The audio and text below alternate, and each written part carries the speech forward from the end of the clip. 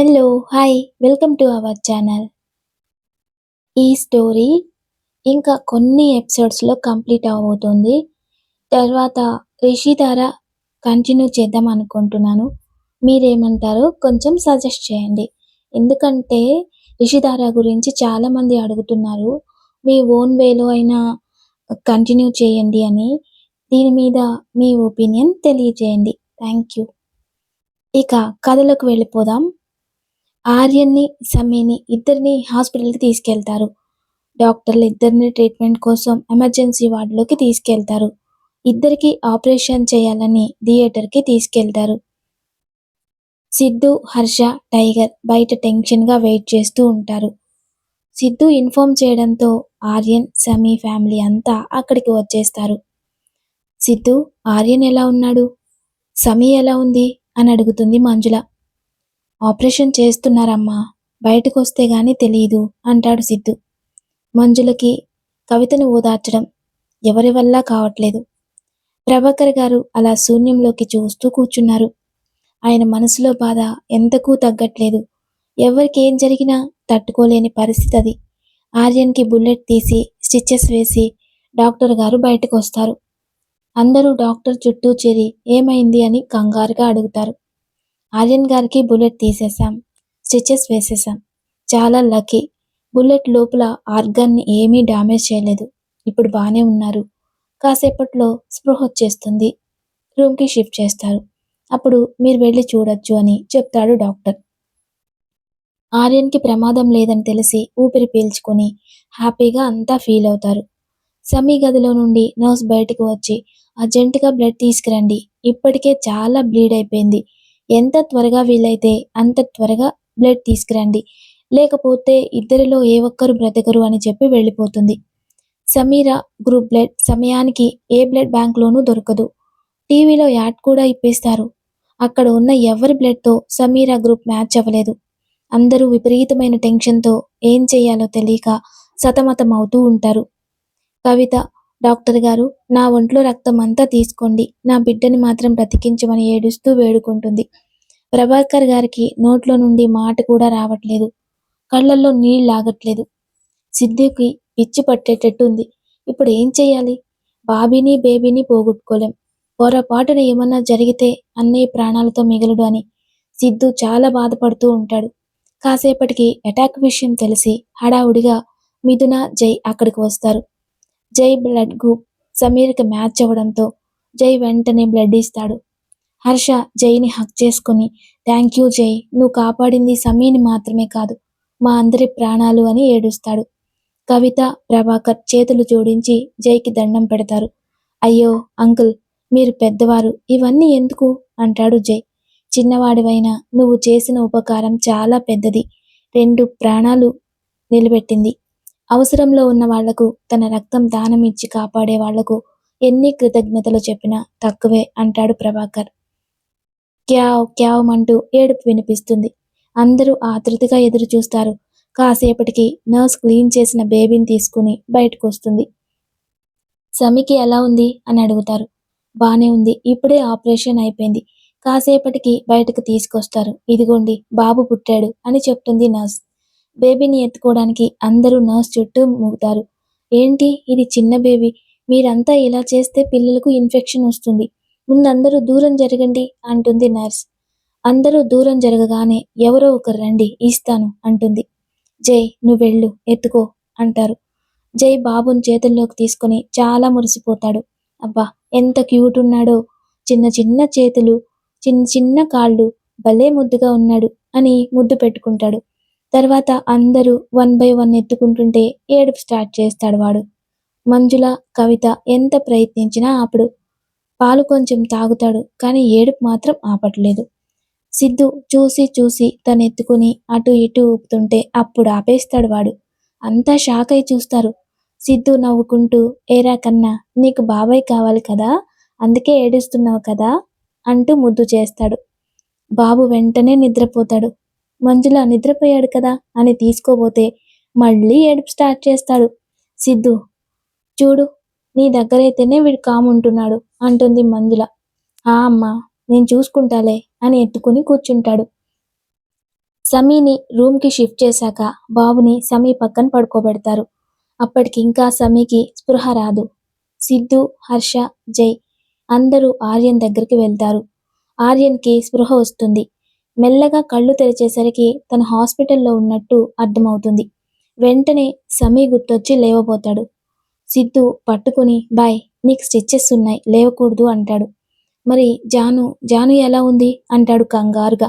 Delivery అయిపోయింది bye. రేయ్ ముందు నా జాను ఎలా ఉంది నన్ను తీసుకెళ్ళి అక్కడికి అంటాడు ఆర్యన్. డాక్టర్తో మాట్లాడి ఇద్దరిని ఒకే రూమ్కి షిఫ్ట్ చేస్తారు. స్పృహలో లేని సమీని చూసి జానుకి ఏమైంది ఎందుకు స్పృహలో లేదు అని టెన్షన్ పడతాడు ఆర్యన్. మంజుల ఆర్యన్ దగ్గరికి వచ్చి తనకేం కాలేదు బానే ఉంది ఆపరేషన్ జరిగింది కదా అందుకే ఇంకా మెలకువ రాలేదు కాసేపట్లో లేస్తుందిలే ఇదిగో నీ కొడుకుని చూసుకో అని పక్కన పడుకోబెట్టింది. ఆర్యన్ పక్కన పడుకొని నిద్రపోతున్న కొడుకుని చూసుకొని మురిసిపోతాడు. అలా చూస్తూనే ఉంటాడు చాలాసేపు. ఎంతసేపటికి కళ్ళు తెరవకపోతుంటే అమ్మా బాబెందుకు కళ్ళు తెరిచి చూడట్లేదు అని అడుగుతాడు ఆర్యన్. ఇప్పుడే పుట్టిన పిల్లలు అంతే నాన్న ఆకలైతే లేచేడుస్తారు లేకపోతే నిద్రపోతారు అంటుంది మంజుల. సమీ కళ్ళు తెరిచేసరికి పక్కనే బెడ్ మీద ఆర్యన్ పక్కన బాబుని చూస్తూ నవ్వుతూ కనబడేసరికి చాలా హ్యాపీగా ఫీల్ అవుతుంది. సమీ కళ్ళు తెరిచేసరికి అందరూ సమీని ఎలా ఉంది అని అడుగుతారు.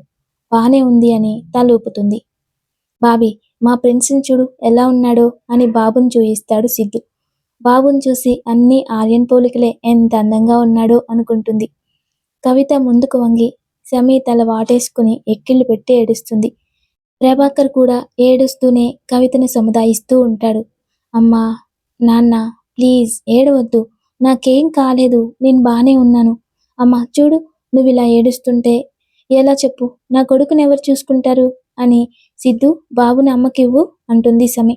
సిద్ధు బాబునివ్వగానే ఎత్తుకుంటుంది. వాడు నిద్రలోనే నవ్వుతూ ఉంటాడు. వాడిని చూసి కవిత కూడా నవ్వుతుంది. ఆర్యన్ సమీని చూస్తూ అలానే ఉండిపోతాడు. చూసావా అమ్మ వీడికి తెలిసిపోయింది నువ్వు అమ్మమ్మవి అని చక్కగా నవ్వుతున్నాడు అంటుంది సమీ. టెన్షన్స్ అన్నీ తీరిపోవడంతో అందరూ ప్రశాంతంగా ఊపిరి పీల్చుకుంటారు. అందరూ వెళ్ళిపోగానే ఆర్యన్ సమీర్ వంక చూస్తూ జాను నీకెలా ఉంది ఇప్పుడు పర్లేదు కదా అని అడుగుతాడు. సమీర మాట్లాడకుండా సైలెంట్గా ఉంటుంది. ఆర్యన్ ఎన్నిసార్లు పిలిచినా పలకడు. ఆర్యన్ కొంచెం విసుగ్గా ఏమైంది జాను ఇప్పుడు ఎందుకు అలిగావు నా మీద నేనేం చేశాను అంటాడు. ఏం చెయ్యాలి ఆ బుల్లెట్కి నువ్వెందుకు అడ్డొచ్చావు అంటుంది కోపంగా. రాకుండా నీకు తగలనియాల్సిందా పిచ్చి పట్టిందా నీకు అంటాడు కోపంగా.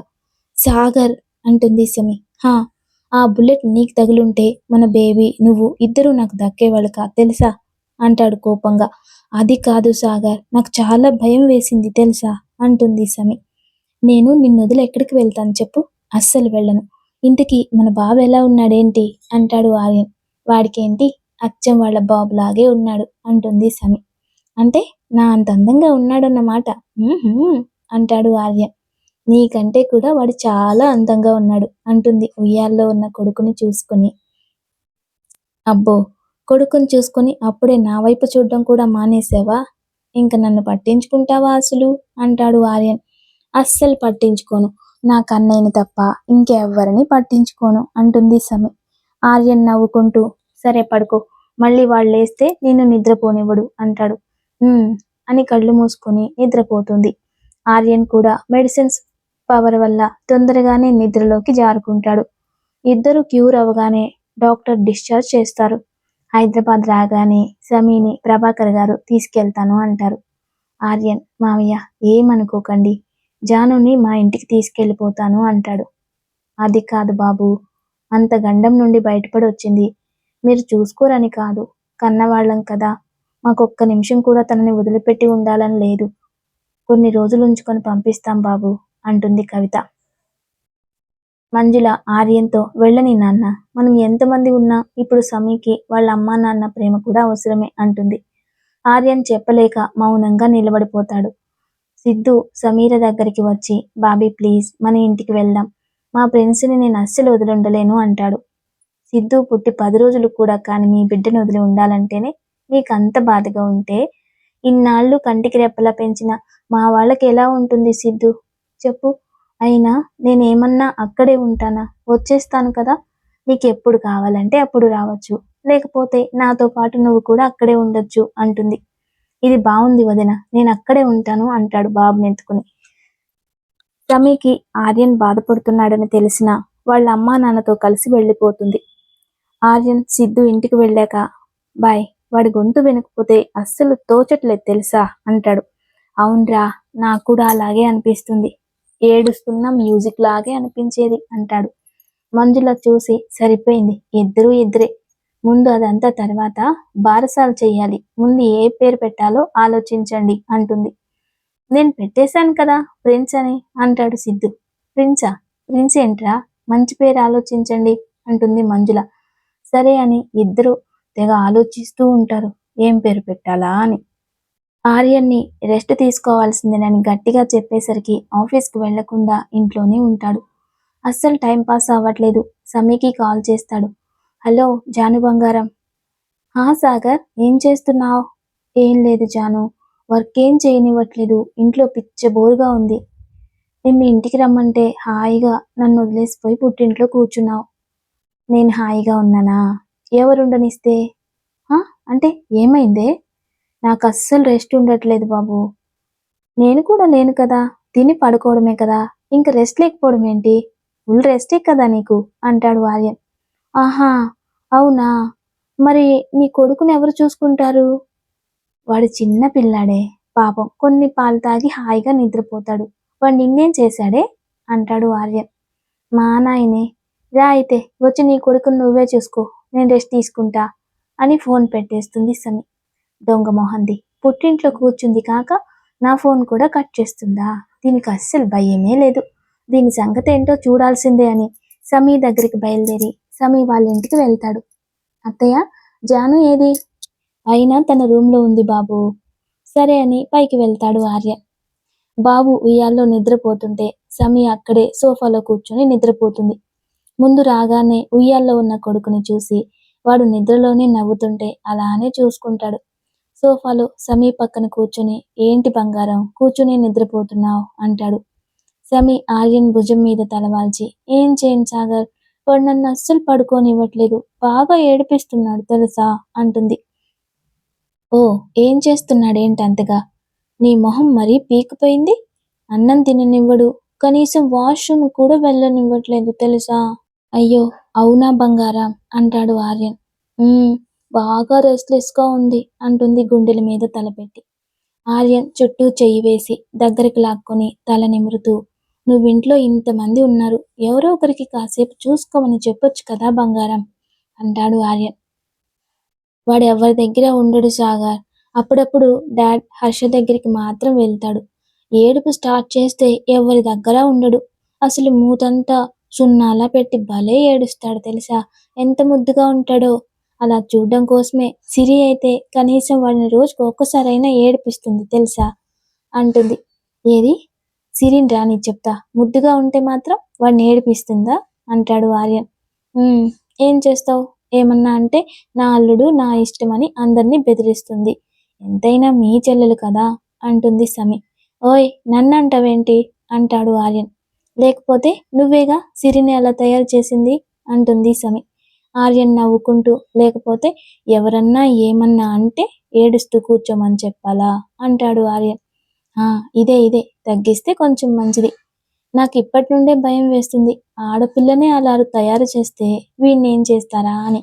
నాకు తెలుసు, సిద్ధు గారం చేసి బాగా రౌడీలా తయారు చేస్తాడు అంటుంది సమి.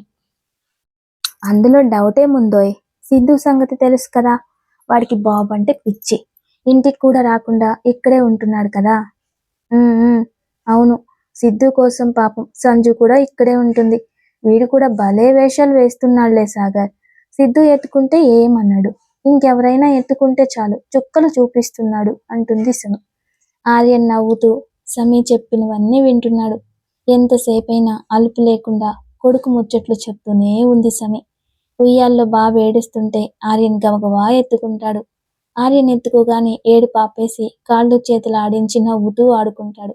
ఆర్యన్ కూడా ఎత్తుకొని, నువ్వు నాన్నమాట వింటావు కదా బేబీ, ఏంటికన్నా పాపం కదా, అమ్మని విసిగించుకురా అంటూ ఆడిస్తూ ఉంటాడు. అప్పుడే వచ్చిన సిరి అది చూసి, ఏరా నేనెత్తుకుంటే ఏడ్చి గోలగోల చేస్తావు. మీ నాన్న దగ్గరైతే హాయిగా ఆటలాడతావా అని బాబుని తీసుకుంటుంది. వాడెత్తుకోగానే ట్యాప్ ఓపెన్ చేస్తాడు. అవి పాపం సిరి మొహం మీద పడతాయి. అప్పుడే వచ్చిన సిద్ధు, హర్ష అది చూసి పడి పడి నవ్వుతారు. సిద్ధు అయితే కింద కూర్చుని పొట్ట పట్టుకొని నవ్వుతూనే ఉంటాడు. అది చూసి సిరి ఏడుపు మొహం పెట్టి, చూడు సమీ, వీడు ఎప్పుడూ ఇంతే అని సమీ చేతిలో పెడుతుంది. నీ మీద అందరికన్నా ఎక్కువ ప్రేమ సిరి, అందుకే అలా తడిపి వాడి ప్రేమ చూయిస్తున్నాడు అంటుంది సమీ. నిజంగానా అని అడుగుతుంది. సిద్ధు అంత లేదు, వాడికి అందరికన్నా ఈ బాబాయ్ అంటేనే ఎక్కువ ప్రేమ. ముందు నువ్వు వెళ్ళి వాష్ చేసుకో అని సిరిని పంపించి, ఇంకా నా ఫ్రెండ్స్ని నేను చూసుకుంటా అని బాబుని తీసుకొని హర్ష, సిద్ధు వెళ్ళిపోతారు. జాను, నీకెంతసేపు కొడుకు ధ్యాసే కానీ నన్ను అస్సలు పట్టించుకోవట్లేదు అంటాడు ఆర్యన్. ఇప్పుడు ఏమైంది సాగర్ అంటుంది సమి. మేడం గారు పేరుకైనా నా ఊసే మాట్లాడట్లేదు అందుకు అంటాడు. సమీ నవ్వుతూ ఆర్యన్ బుగ్గు మీద కిస్ ఇచ్చి, నీ ఊసులు లేకుండా నాకు అసలు రోజే గడవదు తెలుసా అంటుంది. సమీ చేతిని పట్టుకుని నుదుటి మీద ముద్దు పెట్టి, సారీ బంగారం అంటాడు. ఎందుకు సాగర్? నిన్ను చాలా ఇబ్బంది పెట్టాను బంగారం, ఎంతో బాధపడ్డావు నా వల్ల అందుకు అంటాడు. నేనేం బాధపడలేదు సాగర్, నా జీవితం అంతా ఇంతగా ప్రేమించే నువ్వు దొరికినందుకు చాలా హ్యాపీగా ఉన్నాను. నీలాంటి బాబుని నాకు ఇచ్చినందుకు అంటుంది. నేను కూడా హ్యాపీ అవుతాను బంగారం, నీలాంటి ఓ బుల్లి పాపనిస్తే. కోపంగా చూసి సాగర్ అంటుంది. ఇప్పుడే కాదులే జాను, ఫ్యూచర్లో అని హక్ చేసుకుంటాడు. సమీకి బాబు ఆటపాటలతో రోజులు ఇట్టే గడిచిపోతున్నాయి. ఆర్యన్ ఆఫీస్కి వెళ్తున్నాడు. 3వ నెల రాగానే పంతులు గారిని మంచి రోజు అడిగి కనుక్కొని బాబుని చూసి విషయం చెప్పడానికి సమీ వాళ్ళ ఇంటికి వస్తారు. మంజులు గారు వెళ్ళేసరికి సమీర, కవిత గారు బాబుని ముద్దు చేస్తూ ఉంటారు. మంజులని చూసి రండి వదిన గారు కూర్చోండి అని, ఇదిగో మీ మనవడు అని ఒళ్ళో పడుకోబెడుతుంది. మంజులు కూడా బాబుని ముద్దు చేస్తూ, బంగారు కొంట ఎంత ముద్దొస్తున్నాడో, అచ్చం వాళ్ళ నాన్నలాగే ఉన్నాడు. చిన్నప్పుడు ఆర్యన్ కూడా ఇలాగే ఉండేవాడు. వదిన, వచ్చే గురువారం మంచిదట, సమీని బాబుని తీసుకెళ్తామని చెప్తుంది. అప్పుడే 3 నెలలు అయిపోయాయా? అసలు వీడితో టైమే తెలియట్లేదు. నీకు టైమే తెలియలేదు, మాకేమో టైమే గడవలేదు. ఈ బంగారు కొండ ఇంటికి ఎప్పుడొస్తాడా అని అందరూ ఎదురు చూస్తున్నారు. మా సిద్ధు అయితే తెగ గొడవ చేస్తున్నాడు. వాళ్ళ తాతగారు కూడా, మంజు పంతులు గారిని అడిగావా, ఎప్పుడు తీసుకురమ్మన్నారు అని ఒకటే గొడవ. అంతే వదిన, ఇంట్లో మొదటి బిడ్డ కదా, అందులోనూ అసలు కంటే మరి వడ్డీ ముద్దు అంటారు. ఈ కన్నయ్య వెళ్ళిపోతే మాకు ఇల్లంతా బోసిపోయినట్టే అని కాఫీ తీసుకొస్తా ఉండండి అని లోపలికి వెళ్తుంది. సమీ, నీకెలా ఉందమ్మా, ఒంట్లో తేలిగ్గా ఉంటుందా అని అడుగుతుంది మంజుల. అత్తయ్య బాగుంది అంటుంది సమీ. సిరి వచ్చి, అమ్మా ఎప్పుడొచ్చావు అని అడుగుతుంది. కాసేపు అయింది తల్లి అంటుంది మంజుల. మా ఇంటికి రాకుండా ఇక్కడే కూర్చున్నావేంటి? మనవణ్ణి చూసి నేను గుర్తు రాలేదన్నమాట అంటుంది మూతి తిప్పుతూ. అవునే, నువ్వు కూడా ఓ బుల్లి మనవణ్ణో మనవరాలినో ఇవ్వు, నేను కూడా మీ ఇంటికి వస్తాను అంటుంది. రే కన్నా చూడు, నేను చెప్తున్నా, నానితో అసలు పలకకు అని చెప్తుంది సిరి. మంజులకి కాఫీ ఇచ్చి సిరికి కూడా ఇస్తుంది. కవిత కాఫీ వాసనకి కడుపులో తిప్పినట్టు అనిపించి సిరి వాష్రూమ్కి వెళ్తుంది. వాష్రూమ్ నుండి వచ్చి నీరసంగా సోఫాలో కూర్చుంటుంది. సిరి, ఏమైందమ్మా అని అడుగుతుంది మంజుల. ఏంటో అమ్మా, 2 రోజుల నుండి ఒకటే వామిటింగ్స్, ఏ వాసన పడట్లేదు అని చెప్తుంది. సమీ ప్రెగ్నెన్సీ కిట్ తెచ్చి చేతిలో పెట్టి, వెళ్ళి టెస్ట్ చేసుకునిరా అని చెప్తుంది. అంటే నేను అని సిరి సమీ మొహం చూస్తుంది. ముందు వెళ్ళి చెక్ చేసుకుని రాపో అని పంపిస్తుంది సమీ. సిరి టెస్ట్ చేసుకుని వచ్చి చూయిస్తుంది. సమీ సిరిని హక్ చేసుకుని, కంగ్రాట్స్ సిరి అని అంటుంది. మంజుల కూతుర్ని దగ్గరికి తీసుకుని ముద్దు పెట్టి, చాలా సంతోషంగా ఉంది బంగారం అంటుంది. కవిత గబగబా కిచెన్లోకి వెళ్ళి పాయసం చేసి తీసుకొచ్చి, బంగారు తల్లి, ఇదిగో నీకు ఇష్టమని పాయసం చేశాను తిను అని పాయసం తీసుకుని నీలిమకి చెప్పాలని వెళ్ళిపోతుంది. నీలిమ టీవీ చూస్తుంటే వచ్చి, నీలు నోరు తెరువు అని పాయసం నోట్లో పెడుతుంది. అది తిని, ఈ టైంలో పాయసం చేసావు, ఏమన్నా విశేషమా ఏంటి అంటుంది నీలిమ. అవునే విశేషమే, నా ఫ్రెండ్ నీలిమ నాని కాబోతుంది అందుకు అంటుంది. నీలిమ ఒక్కసారి సోఫాల నుండి లేచి, ఏంటి నువ్వు చెప్పేది, సిరి నెల తప్పిందా అంటుంది. అవునే, ఇప్పుడే టెస్ట్ చేసుకుంది, మన హర్ష తండ్రి కాబోతున్నాడు తెలుసా అంటుంది కవిత. అబ్బా ఇటివ్వవే, ఇంత గుడ్ న్యూస్ విన్నాక ఈ పాయసం అంతా తినాల్సిందే అని పాయసం తినేసి పద సిరి దగ్గరికి వెళ్దాం అని ఇద్దరు కలిసి వెళ్తారు. నీలిమ సిరి దగ్గరకు వచ్చి, ఎంత శుభవార్త చెప్పావమ్మా, నాకైతే ఆనందంతో మాటలు కూడా రావట్లేదు. ముందు అర్జెంటుగా పద డాక్టర్ దగ్గరికి వెళ్దాం, ఒకసారి డాక్టర్కి చూపిస్తే మంచిది కదా అంటుంది నీలిమ. అవును నీలు, ఇప్పుడే తీసుకెళ్దామని డ్రైవర్ని పిలుస్తుంది కవిత. మంజులకి వాళ్ళ హడావుడి, సిరి మీద వాళ్ళు చూపించే ప్రేమకి చాలా సంతోషంగా అనిపిస్తుంది. అమ్మా, ఎందుకు అంత హడావుడి పడుతున్నారు, ఇక్కడ మేమున్నామనే సంగతే మర్చిపోయినట్టున్నారు. నీలిమ మంజులతో, వదిన మేము వచ్చేదాకా కొంచెం సమయాన్ని చూస్తూ ఉండండి, మేము సిరిని హాస్పిటల్కి తీసుకెళ్తాం అంటుంది. మీ కోడలని మీరు చూసుకోండి, నా కోడల్ని నేను చూసుకుంటా అంటుంది నవ్వుతూ మంజుల. సిరిని తీసుకొని కవిత నీలిమ హాస్పిటల్కి వెళ్తారు. ఈ సీన్తో ఈ పార్ట్ కంప్లీట్ అయిపోతుంది. Please like, share, subscribe. Love you all. Thank you.